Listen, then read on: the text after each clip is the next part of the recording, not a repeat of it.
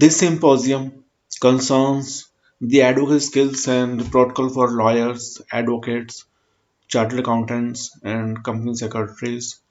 In this symposium, I have illustrated 18 problems pertaining to examination in chief and cross examination with their solutions and the principles behind those solutions. These 18 problems with their solutions are given both in English and Hindi. Hello friends, I am Advocate Sanjay Arora from New Delhi, India. Happy New Year 2022 to you all. So you must have made the New Year's resolution 2022. The saw is as better as the carpenter. If you know more, you are worth more. एक आरी उतनी ही अच्छी है जितना कि एक बढ़ई अच्छा है. So the New Year's resolution is I do intend to be a slam dunk professional with guns blazing and never be a tin pot professional. Cross my heart and hope to die. I do not wanna go to court like lemmings. I, Sanjay Pahuja, am going to bring you up short pointing the way to streak ahead in lawyering. It is vitally and inescapably significant to know advocacy skills so that we may not cause errors in evidence not encountered in academia. This Promethean trailblazer, advocacy skills and protocol, a soup to nuts program, it's an all inclusive program, is for wannabe hotshot and firebrand lawyers and seat of the pants chartered accountants and company secretaries involved in courts and tribunals in litigation with rising crescendo in upskills including English communication, oratory, and public speaking. Scouts honor. Message from me for rookie lawyers. First, a dyed-in-the-wool lawyer got to know how to make a blitzkrieg in court and thereby how to knock his opponent into a cocked hat. The understanding of advocacy skills and protocol leads to the soaraway success in advocacy and turns you into a swashbuckling and buccaneering lawyer. Your theoretical study shall rev up with this practical training, advocacy skills, and protocol, paving the way for becoming a redoubtable iconoclast and maverick in the legal arena, or else you will have to get dues paying in a catch as catch can manner and in a pick and shovel way. I do believe that you would be in the catbird seat thereafter and would not touch the sledgehammer approach with a bargeful having been au fait with advocacy skills and protocol. Step on the gas because the die is cast. We have set the ball rolling like there is no tomorrow. To quote Booker T. Washington, success always leaves footprints. Why reinvent the wheel? Now the question rises what advocacy is. Advocacy, which is mysterious to all alike, has an absorbing interest. Advocacy gives the considerable power to demolish the case of your adversary. In its general sense, advocacy is the art of convincing others, namely the art of persuasion, and is employed in commerce and finance, labor relations, politics, as well as in law. In its legal context, advocacy is the art of conducting cases in courts both by arguments and by the manner of bringing out the evidence to convince the court. Advocacy gives a sound knowledge to an advocate to detect the weak points in the testimony given for his opponent.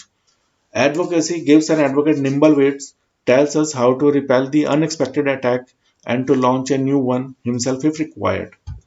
Unlike most branches of law, advocacy has not been analyzed and explained in a systematic manner. There are no best and complete books on advocacy of its own catering to the needs of the present day. Advocacy finds no place in the law schools and law examinations.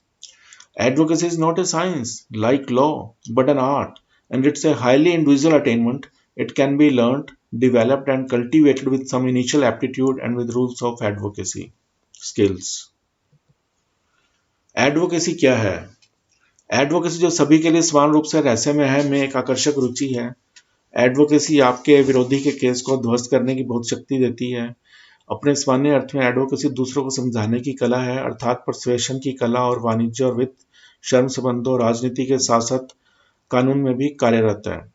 अपने कानूनी संदर्भ में advocacy तर्कों और अदालत को समझाने के लिए एविडेंस लाने के तरीके से अदालतों में मामलों का संचालन करने की कला है. एडवोकेसी का अधिवक्ता को अपने प्रतिद्वंदी के लिए दी गई गवाही में कमजोर बिंदुओं का पता लगाने के लिए एक अच्छा ज्ञान देती है। एडवोकेसी एक एडवोकेट को चतुर, कुशाग्र व फुर्तीला बुद्धि देती है। हमें बताती है कैसे अप्रत्याशित हमले को पीछे हटाना है और यदि आवश्यक हो तो खुद एक नया हमला करना है कोर्ट में। कानून की अधिकांश शाखाओं के विपरीत एडवोकेसी में व्यवस्थित तरीके से विश्लेषण और व्याख्या नहीं की गई है। वर्तमान समय की जरूरतों को पूरा करने के लिए अपनी स्वयं की पूर्ति की एडवोकेसी पर कोई सर्वोत्तम और पूर्ण पुस्तकें नहीं है। एडवोकेसी को विधि विद्यालयों और विधि परीक्षाओं में कोई स्थान नहीं मिलता है। एडवोकेसी लॉ की तरह एक विज्ञान नहीं है बल्कि एक कला है और यह एक अत्यधिक व्यक्तिगत उपलब्धि है। इसे कुछ प्रारंभिक इच्छा और एडवर्स स्किल्स के नियमों के साथ सीखा, विकसित और संवर्धित किया जा सकता है।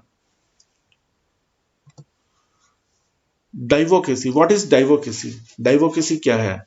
The term divocacy, a blend of diplomacy and advocacy, is coined by me. In market, a slew of books and advocacy skills which are bogus and do not teach anything have mushroomed. To distinguish those books on advocacy skills, we prefer divocacy to advocacy skills. I have held symposia on divocacy and protocol including English communication, oratory and public speaking which is revisited and reproduced hereunder. शब्द डाइवोकेसी और डिवोकेसी diplomacy और advocacy का मिश्रण है। इसे मैंने बनाया है, इसको मैंने गढ़ा इस शब्द को, डिवोकेसी को, बाजार में। कारण उसका यह है कि बाजार में एडवोकेसी स्किल्स पर किताबों की भरमार है जो फर्जी हैं और कुछ भी नहीं सिखाती हैं।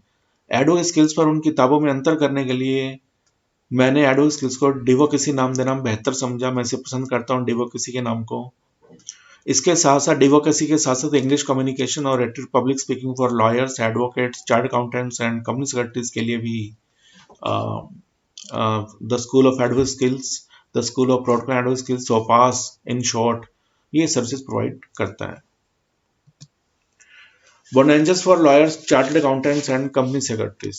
First, on the coattails of the bar vocational course in 1989 and the legal practice course in 1993 in the United Kingdom, the inspo of divocacy is derived from the aforementioned two courses.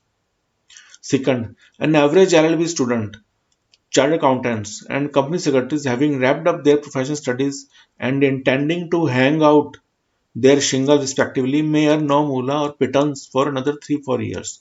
Those newbies in the above three professions who take up their residence in melting ports like Delhi, Bombay, Chennai, Hyderabad, Bangalore are unable to eke out their existence at the outset. Becoming a maven in advocacy and protocol will prove to be well worth the outlay.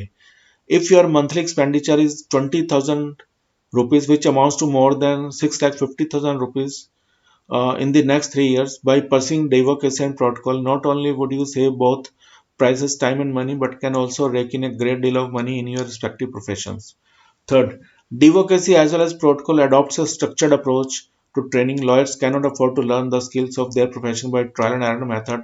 It is the client's trial and the lawyer's error. The same applies for other professions, chartered accountancy and company secretaryship. Fourth, having done the courses, namely advocacy and protocol, you would be able to become India's top advocates and top shelf chartered accountants and company secretaries. Fifth, learners will be given the title of the legal by the School of Protocol and Advocacy Skills, New Delhi. Sixth, learners will be given certificates having completed the programs. अधिवक्ताओं, chartered accountants और company secretaries के लिए क्या लाभ हैं, क्या फ़ायदे हैं अगर आप the school of protocol and advocacy skills के जरिए के द्वारा ये स्किल सीखते हैं, प्रैक्टिकल एडवोकेसी स्किल्स। फर्स्ट, डिवोकेसी का प्रेरणा स्रोत 1999 में बार वोकेशनल कोर्स और 1993 में यूनाइटेड किंगडम का लीगल प्रैक्टिस कोर्स है। दूसरा, एक औसत एलएलबी छात्र सीए और सीएस अपनी व्यावसायिक पढ़ाई पूरी करने के पश्चात और प्रैक्टिस स्थापित करने का इरादा रखते हुए अगले 3-4 वर्षों के लिए कोई धन अपर्याप्त रूप से अर्जित कर सकते हैं। वे प्रोफेशनली जो बड़े शहरों में रह रहे हैं, डिवोकेसी और प्रोटोकॉल में विशेषज्ञ बनना परिव्यय के योग्य साबित होगा, के लायक साबित होगा। यदि आपका मासिक खर्च 20,000 रुपये है, जो अगले 3 वर्षों में 6.5 लाख से अधिक है, डिवोकेसी प्रोटोकॉल का पालन करके आप न केवल अमूल्य समय और पैसा दोनों बचाएंगे बल्कि अपने संबंधित व्यवसायों में भी बहुत पैसा कमा सकते हैं। तीसरा, डिवोकेसी के साथ साथ प्रोटोकॉल प्रशिक्षण के लिए एक संरचित दृष्टिकोण, एक स्ट्रक्चर्ड अप्रोच अपनाता है। लॉयर्स ट्रायल और एरर मेथड से नहीं सीख सकते हैं, इसमें क्लाइंट का ट्रायल होता है और लॉयर का एरर होता है। तो आपको एक प्रैक्टिकल ट्रेनिंग जो कि सिस्टमेटिक ढंग से दी जाती है वो the school of protocol and skills provide करता है। Lawyers cannot afford to learn the skills of their profession by trial and error method. It is the client's trial and the lawyer's error. The same applies for other professions. Fourth, चौथा, पाठ्यक्रम यानी डिवोकेसी protocol करने के बाद आप भारत के शीर्ष अधिवक्ता और बहुत अच्छे चार्ट अकाउंटेंट और कंपनी सचिव बनने में सक्षम होंगे। पांचवा, शिक्षार्थियों को school of protocol and advocacy skills नई दिल्ली द्वारा लीगल और कानून का बाज की उपाधि दी जाएगी। छठा, सिक्स्थ, शिक्षार्थियों को कार्यक्रम पूरा करने के बाद प्रमाण पत्र दिए जाएंगे। Crackerjack nuts and bolts that advocacy aptitude test. Prov 1. A young lawyer represents a criminal matter in front of a court skillfully and beautifully. He throws in a blunder due to which everything he comes out with goes haywire. That very young lawyer gets flabbergasted where he has committed that blunder, find which one and why, or there are none. The description is as under. First, he cross-examines skillfully. The young lawyer cross-examines skillfully, although he was trembling like a leaf. Second, that young lawyer produces evidence skillfully, like when I was talking to my client told me essential facts of the case, etc., etc. That young lawyer, third, argues points of admissibility like an expert. Fourth, that young lawyer does his final speech beautifully.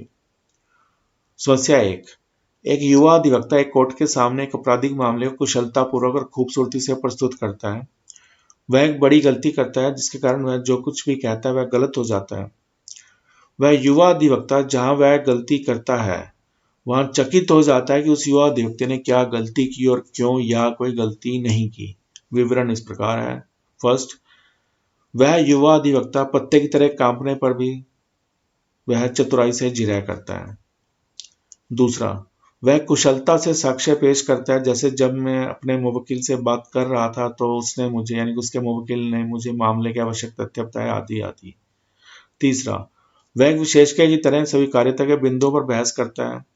चौथा, वह अपना अंतिम भाषण सुंदरता से प्रस्तुत करता है। The hack of problem 1. Rule 1. Never when acting as an advocate give or appear to give evidence yourself. Rule 2. Avoid the semblance of giving evidence while you are questioning a witness. Reason. The proper place for evidence to come from is the witness box and not the bar, not the advocate. Hindi में इसे समझाया जाए तो इस जो समस्या एक है उसका नियम एक ये है, आंसर उसका ये है, उत्तर सॉल्यूशन है जो उसका प्रॉब्लम 1 का, समस्या 1 का। अधिवक्ता के रूप में कार्य करते समय कभी भी स्वयं साक्ष्य न दें। नियम 2, जब आप किसी गुहा से पूछताछ कर रहे हैं तो साक्ष्य देने के सादृश्य से बचें। कारण, साक्ष्य के आने का उचित स्थान विटनेस बॉक्स है, ना कि bar. Bar means the community of advocates. Problem 2. An advocate asks his witness in the examination in chief, Mrs. Arora, you have told us you were standing on the corner of the Connaught Lane and Tolstoy Lane, correct? Yes. The witness says yes in his examination in chief. In her examination in chief. Now the advocate asks, what color were the traffic lights for Connaught Lane? Objection sustained. Questions, why was the objection made and why was the objection sustained? समस्या 2 ये कहती है कि एक अधिवक्ता अपने गवाह से मुख्य परीक्षा में पूछता है, श्रीमती अरोड़ा, आपने हमें बताया है कि आप कनॉट लेन और टॉल्स्टॉय लेन के कोने पर खड़े थे, सही? हाँ। कनॉट लेन के लिए ट्रैफिक लाइट किस रंग की थी? आपत्ति स्वीकार है। आपत्ति क्यों की गई? पहला प्रश्न है। और दूसरा, आपत्ति क्यों स्वीकार की गई थी कोर्ट के द्वारा? दी हैक ऑफ प्रॉब्लम 2, समस्या 2 का उत्तर। Rule, the rule of laying a foundation और the rule of rhythm. Before a lawyer asks questions on any topic, the lawyer must lay a foundation showing that the witness is competent to answer. Reason: a witness cannot tell you what she knows until she has told you how she is able to know it. How, what, how, what, rhythm of how and what. What are the answers of questions 1 and 2 of the problem 2? Combined answer is given. The question should have preceded, did you see the traffic lights for Connaught Lane? This question should have been asked by the advocate. नियम हिंदी में नींव रखने का नियम या लय का नियम। इससे पहले कोई अधिवक्ता किसी विषय पर प्रश्न पूछे, अधिवक्ता को यह दर्शाने वाली एक नींव रखनी चाहिए कि गवाह उत्तर देने में सक्षम है। कारण: एक साक्षी आपको यह नहीं बता सकती कि वह क्या जानती है जब तक कि वह आपको यह न बताए कि वह इसे कैसे जान सकती है। कैसे क्या, कैसे क्या, कैसे और क्या की जो लय है, इसलिए इसे द रूल ऑफ रिदम कहते हैं। प्रश्न 1 और 2 जो समस्या 2 में हमने पूछे हैं 2 प्रश्न, उसका संयुक्त उत्तर एक प्रश्न बनता है, क्या आपने कनॉट लेन के लिए ट्रैफिक लाइट देखी? ये क्वेश्चन जब आप पूछते हैं कि क्या आपने कनॉट लेन के लिए ट्रैफिक लाइट देखी, तो आप एक नींव बिछा रहे हैं, फाउंडेशन बिछा रहे हैं। यह प्रश्न पहले पूछा जाना चाहिए था। Problem 3, an advocate asked his witness in the examination in chief, you have told us that you saw a fight in the Hotel Ashoka, Jaipur. The witness says yes. Next question asked by that advocate. Could you tell these ladies and gentlemen the date when you saw that fight? And for the moment, could you please just answer yes or no? The witness says yes. Now, a question should have been asked by the advocate, which is shown here as blank, which is to be filled by you. Very well. Would you tell us, the advocate says, very well, would you tell us the date when you saw the fight in the Hotel Ashoka, Jaipur? The witness says it was June the 3rd. Questions. What question must have been asked in the left out place and why? Hindi में, in Hindi I would like to say this problem 3, समस्या 3. एक अधिवक्ता ने मुख्य परीक्षा में अपने गवाह से पूछा, आपने हमें बताया है कि आपने जयपुर के अशोका होटल में लड़ाई देखी। हाँ, क्या आप इन देवियों और सज्जनों को वह तारीख बता सकते हैं जब आपने वह लड़ाई देखी थी? और फिलहाल के लिए क्या आप कृपया केवल हाँ या ना में उत्तर दे सकते हैं? विटनेस कहता है हाँ। उसके बाद जो ब्लैंक दिया गया, यहाँ एक प्रश्न पूछा जाना चाहिए था एडवोकेट के द्वारा विटनेस से, जो मैंने खाली जगह छोड़ी है, रिक्त स्थान छोड़ा है। विटनेस इस जो खाली स्थान में पूछा जाना चाहिए था क्वेश्चन, उसका आंसर देता है बहुत अच्छा। एडवोकेट कहता है बहुत अच्छा, क्या आप हमें वो तारीख बताएंगे जब आपने जयपुर में अशोका होटल में लड़ाई देखी थी? विटनेस कहता है यह 3 जून था। प्रश्न: छूटे हुए स्थान पर कौन सा प्रश्न पूछा जाना चाहिए था और क्यों? दी हैक ऑफ प्रॉब्लम 3, समस्या 3 का उत्तर। Rule: the breach of laying the foundation rule. The witness should have been asked by her advocate how she is able to remember the date, exempli gratia, any anniversary, etc. Blank. What should have been asked in the blank? How is she able to remember the date? Nota bene. The rule of laying the foundation has been explained in problem 2 of this symposium. नियम: नींव रखने के नियम का उल्लंघन। गुहा से पूछा जाना चाहिए था कि उसके अधिवक्ता द्वारा कि वह तारीख को कैसे याद रख पाती है। उदाहरण के लिए कि वो उस दिन 3 जून को क्या कोई वर्षगांठ थी, कोई एनिवर्सरी थी, या कोई ऐसा ऐसा तारीख थी जिसे वो याद कर पाए इतने टाइम बीत जाने के बावजूद भी। रिक्त स्थान में वह तारीख को कैसे याद रख पाती है, कृपया ध्यान दें। नींव रखने के नियम को समस्या 2 में समझाया गया है, कृपया आप वहां देखें। इस द रूल ऑफ फाउंडेशन और द रूल ऑफ रिदम क्या है। Problem 4, an advocate asked the witness a question in the cross examination. So how is it you say my client bit that man's nose off? Questions. Asking this question is wrong. Why? The hack of problem 4. An advocate in cross examination should have to follow the rule of not going fishing and of not asking questions to which the lawyer does not know the answer. An advocate in cross examination must never ask questions starting from why and how. These two words, which ones? Why and how, should have to be avoided like plague in cross examination. If the lawyer asks the question starting from why and how, the lawyer loses all control over the witness, because the witness can answer in any manner, or any answer can be given by the witness. समस्या एक, जिरह में एक अधिवक्ता गुहा से एक प्रश्न पूछता है। समस्या चार, जिरह में एक अधिवक्ता गुहा से एक प्रश्न पूछता है, तो आप कैसे कहते हैं कि मेरे वकील ने उस आदमी की नाक काटी? प्रश्न, यह प्रश्न पूछना गलत है, क्यों? समस्या चार का उत्तर, एक अधिवक्ता को जिरह में संभवतः इधर उधर जांच करने से उत्तर मिल जाए, ऐसा दृष्टिकोण नहीं होना चाहिए, और ऐसे प्रश्न न पूछने के नियम का पालन करना चाहिए जिसका जवाब अधिवक्ता को नहीं पता है। एक अधिवक्ता को जिरह में कभी भी क्यों और कैसे से शुरू होने वाले प्रश्न नहीं पूछने चाहिए। जिरह में पूर्ण रूपेण इन दो शब्दों क्यों और कैसे से बचना चाहिए। यदि अधिवक्ता क्यों और कैसे से शुरू होने वाले प्रश्न पूछता है तो अधिवक्ता गवाह पर अपना नियंत्रण खो देता है। Problem 5, an advocate may say to a judge one of these three statements. First, it is our opinion, ladies and gentlemen, that when you have heard the evidence, you will have no difficulty in returning a verdict for the plaintiff. Second, I think, ladies and gentlemen, you will find the evidence of Mr. Arora credible and satisfactory. Third, we feel that you will be left in no doubt questions which of these three statements is wrong and why. समस्या 5 क्या कहती है कि एक अधिवक्ता न्यायाधीश को इन 3 कथनों में से एक कह सकता है। पहला, देवियों और सज्जनों, यह हमारी राय है कि जब आप साक्ष्य सुन लेंगे तो आपको वादी के पक्ष में फैसला करने में कोई कठिनाई नहीं होगी। मुझे लगता है देवियों और सज्जनों, आपको श्री अरोड़ा के प्रमाण विश्वसनीय और संतोषजनक लगेंगे। हम समझते हैं कि आपको यह विश्वास नहीं रहेगा। प्रश्न, इन तीनों में से कौन सा कथन गलत है और क्यों? The hack of problem 5 rule. The advocate's opinion is not evidence and it is therefore not relevant. Reason. You as an advocate never tell the court how it seems to you, how you react to a piece of evidence. You don't hint at what you think or feel by saying anything that can be read as you personally expressing a view. But an advocate should have to convey it in other ways with the following phrases: you may think, do you think, you may well feel, can you believe that, I suggest that, I put it to you that, and so on.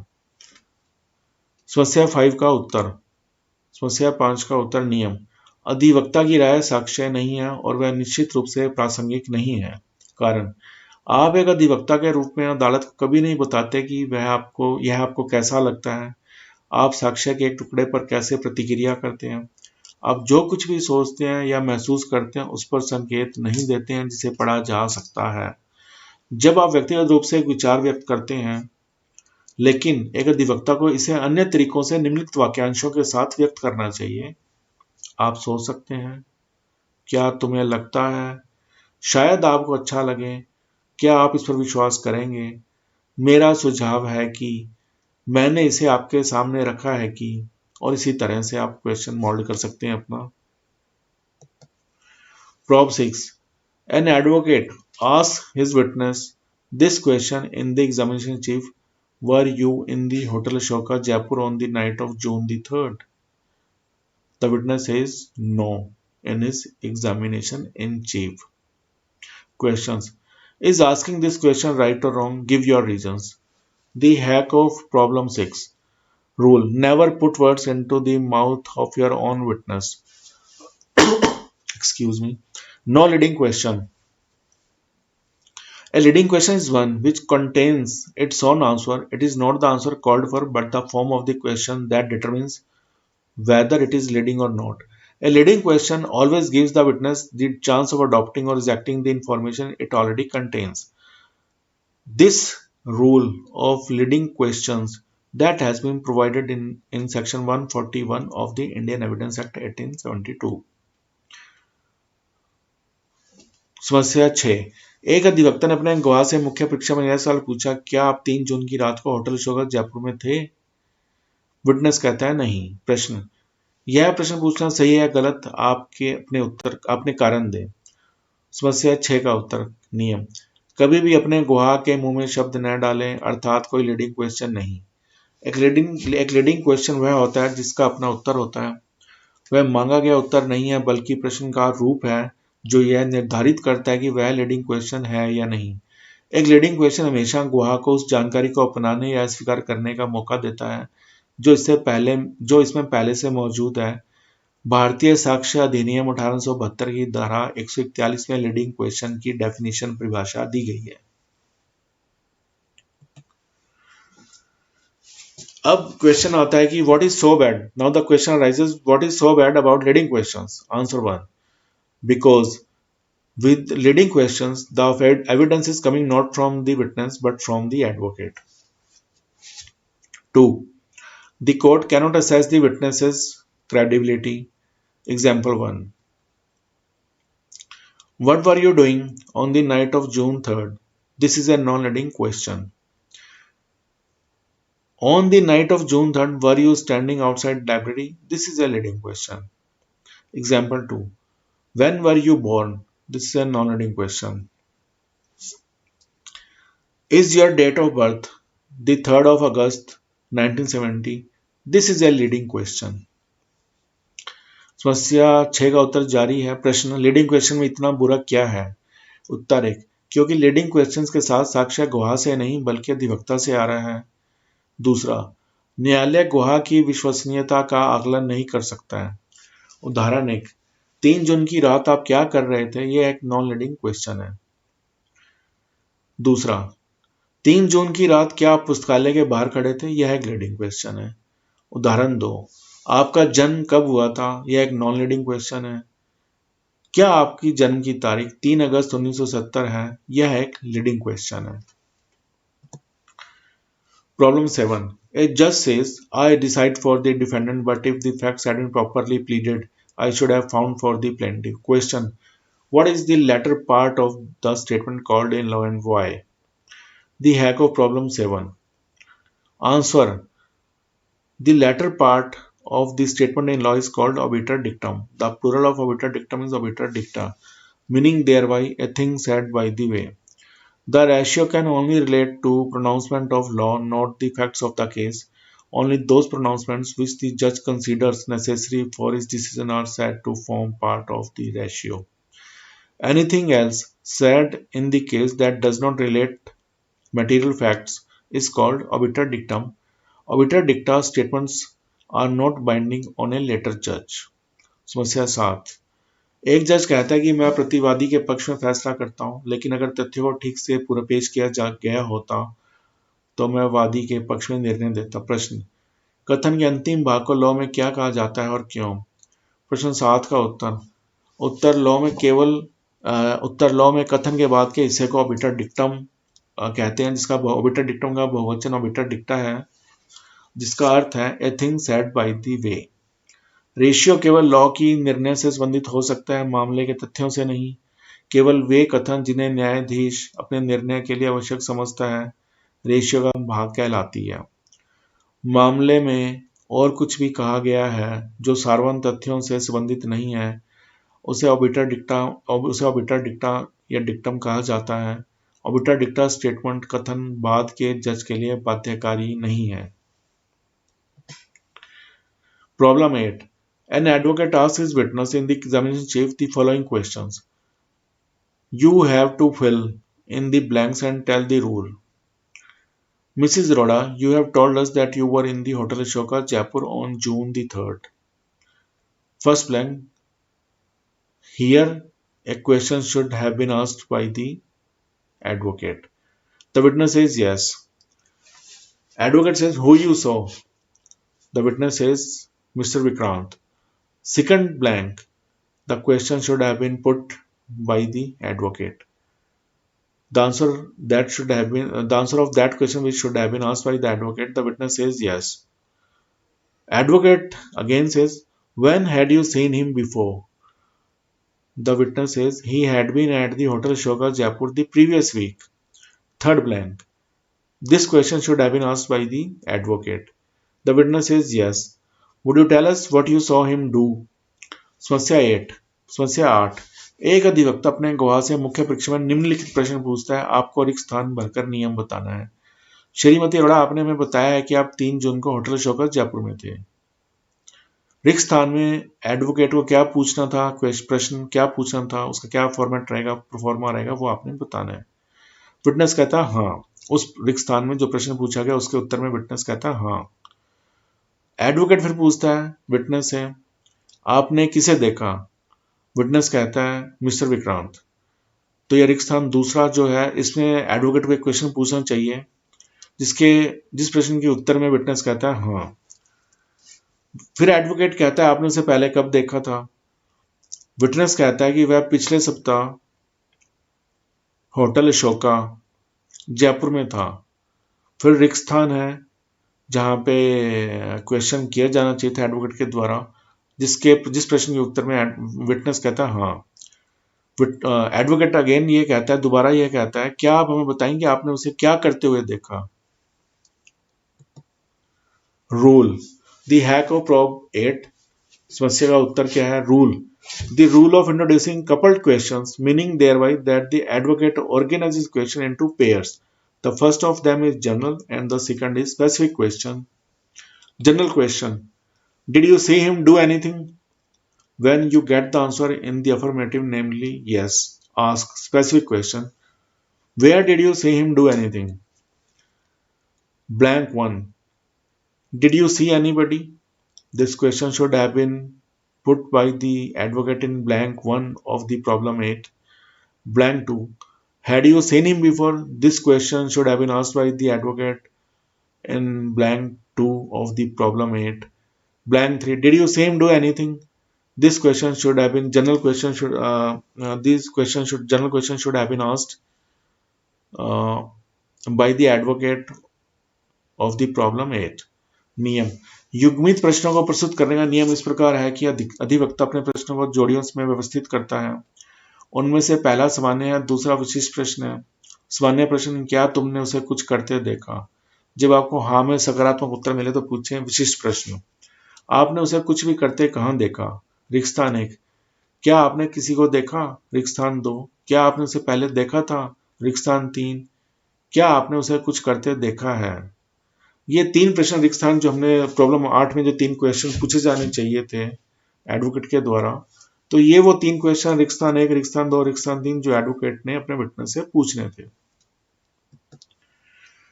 Now I am giving you 10 illustrations of cross examination with their answers. Exclusive 10 questions pertaining to cross examinations. Question 1: do you repeat the answer when you get a favorable one? Answer 1: if you get a favorable answer, do not get the answer to be repeated over again. You can comment upon it when you argue your case to the court. Unless there be a doubt as to what an answer was, you do not require it to be given twice. Question 2: when a witness has given some evidence in your favor, do you show him unworthy of belief? Answer 2: when a witness has given some evidence in your favor, you should not discredit him by showing him unworthy of belief. Question 3: do you press a witness who refuses to answer a material question? Answer 3: do not press a witness who refuses to answer a material question. A refusal to answer or an innovation of your question will frequently be more serviceable to you than words. Question 4. Do you begin with material or immaterial question? Answer 4. Do not put material questions straightway. Always begin with immaterial question. Question 5. When is argumentative cross-examination more dangerous with the witness? Answer 5. Do not argue with the witness. Argumentative cross-examination is most dangerous, especially when the witness is acquainted personally with the eccentricities and oddities of the lawyer. For example, if the witness knows personally the oddity, the eccentricity of the lawyer, that lawyer is an alcoholic, so the situation would have gone out of hand from that lawyer if he enters into an argumentative cross-examination with his witness in the cross-examination. Question 6. Do you tell a witness again that he is on oath? Question answer 6. Do not tell a witness again that he is on oath. Remember, you are upon oath and take care what you say. If frequently introduce this phrase, remember you are upon oath and take care what you say, they lose their force by repetition. They are very effective when judiciously employed, and uttered with their due solemnity, solemnity of tone and manner, and on fit occasion. When you believe that a witness is tampering with his conscience, you may sometimes successfully prevent the contemplated perjury by a solemn appeal.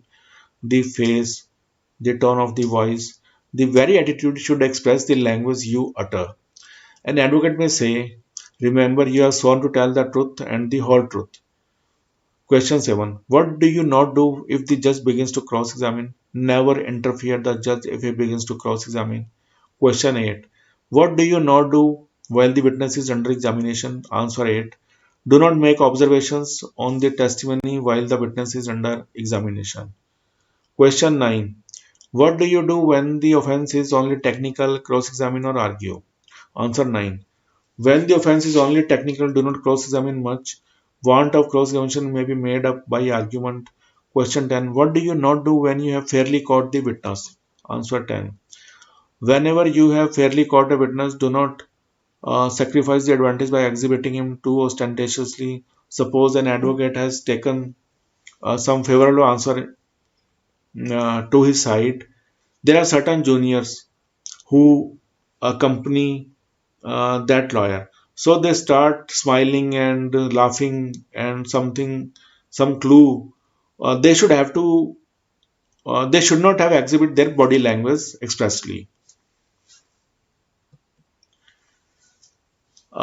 यहाँ मैंने cross examination से संबंधित, जिसे हिंदी में प्रति परीक्षा और जिरह उर्दू में कहते हैं, कि 10 प्रश्न दिए हैं, एक्सक्लूसिवली क्रॉस एग्जामिनेशन से रिलेटेड हैं, संबंधित हैं, और उसके मैंने आंसर, हर उन 10 प्रश्न जो क्रॉस एग्जामिनेशन से रिलेटेड, उनके 10 आंसर मैंने आपको दिए हैं और प्रिंसिपल भी इसमें बताए कि ऐसा क्यों है। प्रश्न 1, अनुकूल उत्तर मिलने पर आप क्या आप उत्तर दोहराते हैं? क्या एक एडवोकेट उत्तर दोहराता है जब उसे अनुकूल अपने उत्तर मिल जाता है विटनेस बॉक्स से? उत्तर 1, यदि आपको अनुकूल उत्तर मिलता है तो उत्तर को बार बार न दोहराएं। जब आप अदालत में अपने मामले की बहस करते हैं तो आप उस पर टिप्पणी कर सकते हैं जब तक कोई संदेह न हो कि उत्तर क्या था। आप इसे 2 बार देने की आवश्यकता नहीं है। प्रश्न 2, जब साक्षी आपके पक्ष में गवाही दे चुका है तो क्या आप उसे विश्वसनीयता के अयोग्य दिखाते हैं? उत्तर 2, जब किसी साक्षी ने आपके पक्ष में कुछ साक्ष्य दिया है तो आपको उसे विश्वसनीयता के अयोग्य नहीं दिखाना चाहिए। प्रश्न 3, क्या आप साक्षी पर दबाव डालते हैं जो साधारण प्रश्न के उत्तर देने से इनकार करते हैं? उत्तर 3, किसी ऐसे साक्षी पर दबाव न डालें जो किसी साधारण प्रश्न का उत्तर देने से इनकार करता है। उत्तर देने से इनकार करना या आपके प्रश्न को टालना अक्सर शब्दों की तुलना में आपके लिए अधिक उपयोगी होगा। प्रश्न 4, क्या आप साधारण या साधारण प्रश्न से प्रारंभ करते हैं? उत्तर 4, साधारण प्रश्न सीधा न करें, हमेशा साधारण प्रश्न से शुरू करें। प्रश्न 5, बहस से भरा हुआ क्रॉस एग्जामिनेशन कब अधिक खतरनाक है? उत्तर 5, साक्षी से वाद विवाद न करें, बहस से भरा हुआ जिरह सबसे खतरनाक है, खासकर जब गवाह व्यक्तिगत रूप से अधिवक्ता के संगीपन और विषमताओं से परिचित है। उदाहरण के लिए, यदि एडवोकेट एल्कोहलिक है और ये बात विटनेस को पता है तो विटनेस जब ये बात कोर्ट में इरिटेट होकर बोल सकता है अगेंस्ट दैट एडवोकेट, तो फिर मामला बिगड़ जाएगा एडवोकेट का। इसलिए है कि बहस से भरा क्रॉस एग्जामिनेशन जब व्यक्तिगत रूप से गवाह अधिवक्ता को जानता है, उनकी ऑडिटीज क्या है और क्या ड्रॉबैक्स हैं, माइनस पॉइंट्स हैं, तो तब ये ध्यान रखने वाली बात है। प्रश्न 6, क्या आप साक्षी को दोबारा बताते हैं कि वह शपथ पर है? उत्तर 6, किसी साक्षी को फिर न कहना कि वह शपथ पर है। याद रखना कि तुम शपथ खा रहे हो, उदाहरण के लिए है ये, याद रखना कि तुम शपथ खा रहे हो और जो कुछ तुम कहते हो उस पर ध्यान देना। इस सेंटेंस को अगर आप बार बार बोलेंगे, यदि बार बार पेश किया जाता है यह वाक्य है, तो ये दोहराव यानी कि रिपीटेशन से अपना बल खो देंगे, अपनी फोर्स खो देंगे। ये जो स्टेटमेंट है कि आप ओथ पर, इसके कहने के तरीके हैं, तो ये बहुत प्रभावी होते हैं जब अलग तरीके अपनाते हैं आप यही बात कहने के लिए। जब विवेकपूर्ण ढंग से नियोजित और स्वर और ढंग की उचित गंभीरता के साथ और उपयुक्त अवसर पर बोले जाते हैं। जब आप मानते हैं कि एक गवाह अपने विवेक के साथ छेड़छाड़ कर रहा है, तो आप कभी कभी एक गंभीर अपील, चेहरे, आवाज के स्वर, आपके द्वारा बोली जाने वाली भाषा को व्यक्त करने के लिए सोची गई झूठी गवाही को सफलतापूर्वक रोक सकते हैं। एक अधिवक्ता कह सकता है, याद रख, तूने सच और पूरा सच बोलने की कसम खाई है। प्रश्न 7, यदि न्यायाधीश जिरह करने लगे तो आप क्या नहीं करते? उत्तर 7, यदि न्यायाधीश जिरह करने लगे तो कभी भी हस्तक्षेप न करें। प्रश्न 8, साक्षी को परीक्षण के दौरान आप क्या नहीं करते? जब साक्षी की परीक्षा हो रही है उस समय आप गवाही पर परीक्षण न करें। जब अपराध केवल तकनीकी है तो आप क्या करते हैं? क्रॉस एग्जामिन और आर्ग्यू। उत्तर 9। जब अपराध केवल तकनीकी है तो ज्यादा जिरह न करें। जिरह की कमी आर्ग्यूमेंट द्वारा की जा सकती है। क्या आप नहीं करते हैं जब साक्षी से अपने पक्ष में जवाब प्राप्त कर चुके हैं? प्रश्न 10 का उत्तर 10 ये है, जब आप साक्षी से अपने पक्ष में जवाब प्राप्त कर चुके हैं तो उसे बहुत दिखावा करके लाभ का त्याग न करें। उदाहरण के लिए जब कोई एडवोकेट कोर्ट में जाते हैं तो उनके साथ उनके जूनियर्स भी होते हैं। जो एडवोकेट ने अपने फेवर में एविडेंस ले लिया है तो बॉडी लैंग्वेज से जो उनके जूनियर हैं वो वहां पे ऐसी बॉडी लैंग्वेज छोड़ दें, कुछ स्माइल करेंगे, कुछ हंसेंगे या कुछ इस तरह का बॉडी लैंग्वेज से शो करेंगे, कोई क्लू देंगे, जिससे क्या होता है कि फर्दर क्रॉस एग्जामिनेशन में दिक्कत आ जाती है। तो आपको अपनी बॉडी लैंग्वेज कोर्ट के सामने प्रोड्यूस या शो डिमॉन्स्ट्रेट नहीं करनी है। Advocacy, the school of protocol and advocacy skills, in short, SOPAS, has been conducting courses on advocacy skills, teaching how to become an exponent in cross examination, in evidence, or in trial advocacy. So, these 25 topics are incorporated in this curriculum. If you want to do it, you can contact the School of Protocol and Advocacy Skills. The mobile number is given here. The first chapter is modes of addressing the judiciary. न्यायपालिका को संबोधित करने के तरीके। पहला।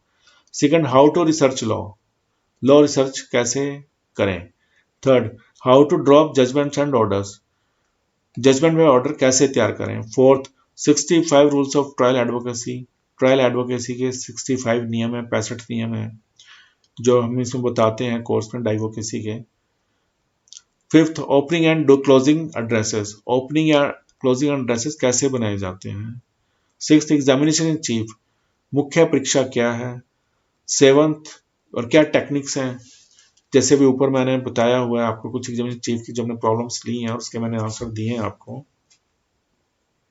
Seventh, cross examination with illustrations, उदाहरण के साथ cross examination. Eighth, choice of technique of cross examination with illustrations, उदाहरण के साथ तकनीक का चुनाव प्रति परीक्षा यानी कि जिरह या क्रॉस एग्जामिनेशन करते टाइम एडवोकेट को ये टेक्निक्स पता होनी चाहिए। Ninth, 30 rules of cross examination के 30 नियम। 10th, डूज एंड डोंट्स, क्या करें और क्या न करें। 11th, minor and major witnesses, अल्पावश्यक है व आवश्यक गवाह, माइनर विटनेस और मेजर विटनेस के बारे में है। 12th, re examination with illustrations, दृष्टांतों के साथ पुनः परीक्षा। 13th, द फैलेसीज ऑफ टेस्टिमनी, गवाही की भ्रांतियां। 14th, the fallacy of arguments, तर्कों की भ्रांतियां। 15th, टाइप्स ऑफ विटनेसेस, गवाहों के प्रकार। 16th, how president operates, president को लीगल लैंग्वेज में उर्दू का शब्द है शायद ये नजीर कहते हैं, तो प्रेसिडेंट नजीर कैसे काम करते हैं। 17th, stare decisis ratio decidendi obiter dictum. 18th, criminal legal drafts, lower courts and sessions courts, आपराधिक लीगल ड्राफ्ट निचली अदालतों में और सत्र अदालतों में कैसे बनाए जाते हैं। 19th, SLP format paper book, SLP प्रारूप पेपर बुक कैसे बनाई जाती है, स्पेशली पिटीशन फॉर्मेट है जो सुप्रीम कोर्ट में लगती है। 20th, how to prepare an original suit, मूलवाद कैसे तैयार करें। 21st, how to argue an appeal, appeal पर बहस कैसे करें। 22nd, the moving of writ petitions, writ याचिकाओं का प्रस्तुतिकरण। 23rd, general aids to good advocacy, अच्छी एडवोकेसी के लिए general aid. 24th, 3 branches of advocacy, legal proof of facts with illustrations, standard of proof in civil cases, standard of proof in criminal cases, these speeches with illustrations, India Code, the index of cases, English and Empire Digest, Hasbury's Laws of England, Corpus Juris Secundum, Peters Doff's Abridgment, Weiner's Abridgment। 24th में आ गया वकालत की 3 शाखाएं, दृष्टांतों के साथ तथ्यों पर कानूनी प्रमाण, दीवानी मामलों में प्रमाण का मानक, आपराधिक मामलों में प्रमाण का मानक, दृष्टांतों के साथ भाषण, इंडिया कोड, मामलों का सूचकांक, अंग्रेजी और एम्पायर डाइजेस्ट, हैसबरी का कानून England, Corpus Juris Secundum, Petersdorff's abridgment, Viner का अब्रिजमेंट। 25th टॉपिक है हमारा, लास्ट टॉपिक है मैनर ऑफ साइटिंग केसेस और how to read law reports और डज द जज write the whole precedent. Cases का हवाला देने का तरीका या लॉ रिपोर्ट कैसे पढ़ें या क्या जज पूरी नज़ीर पढ़ लिखता है। Now the whole thing pertaining to advocacy segues into protocol. Protocol means how to behave, how to carry yourself, how to conduct in formal situations. So here I have given 30 questions, and out of 30 questions I have answered 4 questions I have answered, and in this course hundreds of questions will be there pertaining to protocol, etiquette, uh, for CAs, company secretaries, and lawyers and advocates. Learners shall be exposed to hundreds of questions steeped in desiderata and genius say psych why apropos of protocol, the sky is the limit, joie de vivre and law dolce vita. First, does the ladies first rule always apply? क्या ladies first rule नियम हमेशा लागू होता है? इसका answer मैंने detail में दिया है, जब ये 30 प्रश्न मैं पढ़ लूंगा I will let you know in which situation ladies first rule applies or does not apply. Second, are men still expected to give up their seats for women on trains and buses? क्या अभी भी पुरुषों द्वारा ट्रेनों और बसों में महिलाओं के लिए अपनी सीट छोड़ने की अपेक्षा की जाती है? Third, the invitation says dinner at 7:30. What time should I arrive at the party?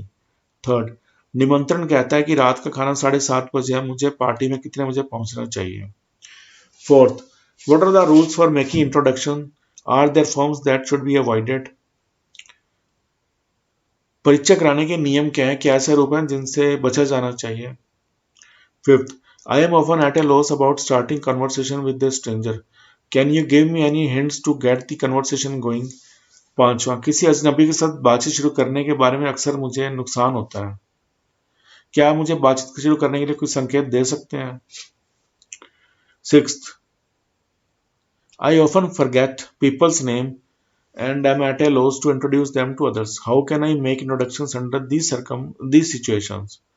मैं अक्सर लोगों के नाम भूल जाता हूँ और दूसरों से उनका परिचय नहीं करा पाता हूँ। मैं इन परिस्थितियों में परिचय कैसे कर सकता हूँ? Seventh, what form should an email letter follow? Email का प्रारूप क्या होना चाहिए? Eighth, how do you respond to an invitation made by phone? Must you give an immediate response? आठवें, फोन द्वारा किए गए आमंत्रण का आप क्या जवाब देते हैं? क्या आपको तत्काल प्रतिक्रिया देनी चाहिए? Ninth, how do you handle A wrong telephone number? क्या आप गलत टेलीफोन नंबर को कैसे संभालेंगे, हैंडल कैसे करेंगे आप? Tenth, are business telephone manners different from social telephone manners? क्या व्यावसायिक टेलीफोन शिष्टाचार सामाजिक टेलीफोन शिष्टाचार से भिन्न है? 11th, I do a lot of traveling with my boss. We use the car and driver. Am I supposed to sit in the front or the back? मैं अपने बॉस के साथ बहुत यात्रा करता हूँ, हम कार और ड्राइवर का उपयोग करते हैं, क्या मुझे आगे या पीछे बैठना चाहिए? 12th, a friend who has just become an insurance agent has asked to review our various policies to see if she can do better for us. I have always felt it is wiser not to mix friendship and business. What do you think? 12th, 12वां, एक मित्र जो अभी अभी बीमा agent बनी है, वे हमारी विभिन्न पॉलिसियों की समीक्षा करने के लिए कहती हैं कि क्या वे हमारे लिए बेहतर कर सकती हैं। मैंने हमेशा महसूस किया है कि दोस्ती और व्यापार को नैम मिलाना ही बेहतर है। आपको क्या लगता है? 13th, can you suggest any dos and don'ts for dining? 13 है, क्या आप खाने के लिए क्या करें क्या न करें का सुझाव दे सकते हैं?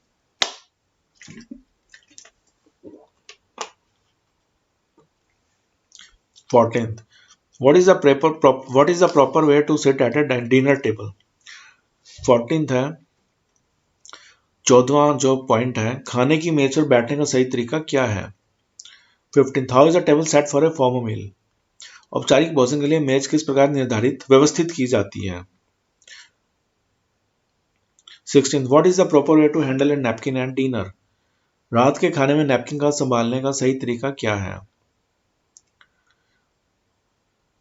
17th, what is the proper way to use a knife and fork? 17वां, चाकू और कांटे का उपयोग करने का सही तरीका क्या है? अमेरिकी पद्धति या यूरोपीय है? 18th, how should you eat dessert? आपको खाने के बाद जो हम भोजनाहार के बाद जो स्वीट्स लेते हैं वो कैसे करना चाहिए, उसको डिजर्ट कहते हैं इंग्लिश में। 19th, how should you eat soups? आपको सूप कैसे पीना चाहिए? 20th, how should you eat bread and butter? रोटी और मक्खन कैसे खाना चाहिए? 21st, how should you eat salad? सलाद कैसे खानी चाहिए? 22nd, how should you drink hot beverages? गर्म पेय पदार्थ कैसे पीने चाहिए? 23rd, in whose name are reservation in a restaurant made? Restaurant में रिजर्वेशन किसके नाम पर किया जाता है? 24th, how do you summon the waiter? आप वेटर को कैसे बुलाते हो? 25th, what to do when dining at a restaurant and discovering friends are also dining there? 25वां, जब आप एक रेस्तरां में भोजन करने और भोजन करना है और आपको पता चलता है कि दोस्त भी वहां खा रहे हैं, तो आप क्या करेंगे एज पर प्रोटोकॉल और etiquette? 26th, when and how are calls of condolence made? संतावना संदेश कब और कैसे बनाए जाते हैं? 27th, when people heard the news of death in our family and told us, I am sorry, we were unsure how to respond. Thank you didn't seem right. What would be the appropriate response? 27वां, जब लोगों ने हमारे परिवार में मौत की खबर सुनी और हमसे कहा, मुझे खेद है, हम अनिश्चित थे कि कैसे प्रतिक्रिया दी जाए, धन्यवाद कहना उचित सही प्रतीत नहीं होता है, उचित प्रतिक्रिया क्या होगी? 28, can I change my response to an invitation from yes to no and from no to yes? क्या मैं आमंत्रण के प्रति अपनी प्रतिक्रिया को हाँ से ना में बदल सकता हूँ और ना से हाँ तक? 29th, when is it acceptable to give money as a gift? उपहार के रूप में पैसा कब देना स्वीकार्य है? 30th, should gifts be opened at a party? क्या उपहार किसी पार्टी में खोले जाने चाहिए? तो ये 30 प्रश्न है। I have mentioned, I have given you 30 questions and pertaining to etiquette and protocol. Now, I have taken up the first question. Does the ladies first rule always apply? A. I am going to answer this question. A. In most circumstances, indoors or out, a couple walks side by side. B. When necessary to walk single file, the woman precedes the woman precedes the man to follow a waiter to a table, for instance. Third, there are times when a man goes first. Over rough ground, he walks beside her and offers his hand if she needs assistance. D. He steps ahead of her to open a car door for her to enter. E. He gets out of a car first and holds the door for her when they arrive unless she does not want to wait. F.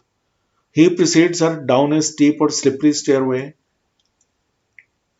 G. He follows her up or down an escalator unless she asks him to go first to help her on or off. H. He made the gesture of stepping into a boat first or off a bus first to be ready to help her unless she prefers that he not do so. I. He steps into a revolving door that is not already moving ahead of a woman, but she precedes him through one that is already moving. क्या ladies first नियम हमेशा लागू होता है? ए. अधिकतर परिस्थितियों में घर के अंदर या बाहर एक जोड़ा कंधे से कंधा मिलाकर चलता है. ए. बी. जब एकल पंक्ति चलने के लिए आवश्यक हो तो महिला पुरुष से आगे निकल जाती है, उदाहरण के लिए टेबल पर वेटर का अनुसरण करना. हालांकि ऐसे समय होते हैं जब कोई पुरुष महिला से पहले जाता है. सी में ये उदाहरण है जब पुरुष महिला से पहले जाता है. उबड़ खाबड़ जमीन पर पुरुष महिला के बगल में चलता है और अगर उसे सहायता की जरूरत होती है तो पुरुष महिला के हाथ देता है. डी. पुरुष प्रवेश करने के लिए कार का दरवाजा खोलने के लिए महिला के आगे कदम रखता है. ई. पुरुष पहले कार से बाहर निकलता है और महिला के आने पर उसके लिए दरवाजा पकड़ लेता है जब तक कि वह इंतजार नहीं करना चाहती. एफ. पुरुष महिला के खड़ी या फिसलन वाली सीढ़ी के आगे रहता है. जी. पुरुष एक एस्केलेटर के ऊपर या नीचे महिला के पीछे रहता है जब तक कि महिला ने पुरुष को उतरने या चढ़ने में मदद करने के लिए पहले जाने के लिए नहीं कहा. एच. पुरुष ने पहले नाव में या बस में उतरने का इशारा किया, महिला की मदद के लिए तैयार रहने के लिए, जब तक कि महिला ऐसा नहीं करना चाहती। आई, पुरुष महिला के आगे रहता है जब रिवॉल्विंग डोर नहीं घूम रहा है, महिला पुरुष से आगे रहती है जब रिवॉल्विंग डोर घूम रहा है। 13th question I have taken up out of those 30 questions pertaining to etiquette or protocol. Can you suggest any do's and don'ts for dining? Don't encircle your plate with your arm. अपनी plate को अपनी बाहों से न घेरें। Don't push your plate back when finished. जब आपने खाना समाप्त कर लिया, भोजन समाप्त कर लिया, तो समाप्त होने पर अपनी प्लेट को पीछे न धकेलें। That is bad manners. Don't lean back and announce I am through or I am stuffed. Putting your utensils down across your plate shows that you have finished. पीछे मत झुको और यह घोषणा मत करो कि मेरा पेट भर गया है। आपको बर्तनों को आपने थाली में नीचे रखना दर्शाता है कि आप भोजन समाप्त कर चुके हैं। Don't put liquid in your mouth if it is already filled with food. अपने मुंह में तरल पदार्थ न डालें यदि आप पहले से ही आपके मुंह में पहले से ही भोजन भरा है। Don't crook your fingers when picking up a cup और glass, it's an affected mannerism. Cup या ग्लास उठाते समय अपनी उंगलियों को न मोड़ें। Do not leave your spoon in your cup, soup bowl or in a stemmed glass. अपने चम्मच को आप अपने कप, सूप के कटोरे या तने वाले ग्लास जो स्टेम्ड ग्लास होता है उसमें न छोड़ें। Don't cut up your entire meal before you start to eat. Cut only 1 or 2 bites at a time. खाना शुरू करने से पहले अपना पूरा भोजन न काटें। एक बार में केवल 1 या 2 बाइट ही काटें। Don't take huge mouthfuls of anything. Don't leave half the food on your spoon or fork. किसी भी चीज का बड़ा टुकड़ा मुंह में न लें। आधा खाना अपने चम्मच के कांटे पर न छोड़ें। Do not wipe off the tableware in a restaurant. If your silverware is dirty, ask the waiter or waitress for a clean one. किसी रेस्तरां में आप टेबल वेयर को न साफ करें। यदि आपकी चांदी का ग्लास या कोई और बर्तन गंदा है तो वेटर या वेट्रेस को साफ करने के लिए कहें। Don't wear an excessive amount of lipstick to the table. Not only can it stain napkins but it looks unattractive on the rims of cups और ग्लासेस और ऑन द सिल्वर। यदि आप महिला हैं तो टेबल पर अधिक मात्रा में लिपस्टिक न लगाएं। यह न केवल नैपकिन को गंदा कर सकता है, निशान लगा सकता है नैपकिन पर, बल्कि यह कप या ग्लास के किनारों पर या चांदी पर अनाकर्षक दिखता है। Job etiquette question. Occasionally some of my company's clients call me dear. I am hesitant to say anything. How can I politely encourage these clients to call me by my given name? Answer. It is appropriate for you to say my name is such and such, not dear, and I really prefer to be called by my name. Please be sure you say it kindly and with the best of manners. Question. May I invite my boss to lunch? Answer. No, never. You may return an invitation to his or her home because that becomes a social occasion. But you never return a business lunch or dinner invitation. You do thank your boss, of course, any time he or she has taken you to a business lunch or dinner. प्रश्न job etiquette से related है। Etiquette French word है कि कभी कभी मेरी company में कुछ ग्राहक मुझे प्रिया कहते हैं, डियर कहते हैं। मुझे कुछ भी कहने में संकोच हो रहा है। मैं इन ग्राहकों को मेरे दिए गए नाम से मुझे बुलाने के लिए विनम्रता से कैसे प्रोत्साहित कर सकता हूँ? उत्तर। आपका यह कहना उचित है, मेरा नाम ऐसा और ऐसा है। आप अपना नाम बताइए, फर्स्ट नेम या जो भी आपका पूरा नाम है, पर प्रिया डियर नहीं। और मैं वास्तव में कहना पसंद करता हूँ। यहाँ पे ब्लैंक्स में आपका नाम आ जाएगा। कृपया सुनिश्चित करें आप इसे सर्वोत्तम शिष्टाचार के साथ कहते हैं। प्रश्न। क्या मैं अपने बॉस को लंच पर आमंत्रित कर सकता हूँ? उत्तर। नहीं, कभी नहीं। आप उसके घर का निमंत्रण वापस कर सकते हैं क्योंकि वह एक सामाजिक अवसर बन जाता है, लेकिन आप कभी भी व्यावसायिक दोपहर के भोजन, बिजनेस लंच या रात के खाने का निमंत्रण, डिनर इन्विटेशन वापस नहीं करते हैं। बेशक आप अपने बॉस को शुक्रिया अदा करते हैं जब भी वह आपको बिजनेस लंच या डिनर पर ले गया हो। So I have covered the whole gamut of situations pertaining to protocol etiquette.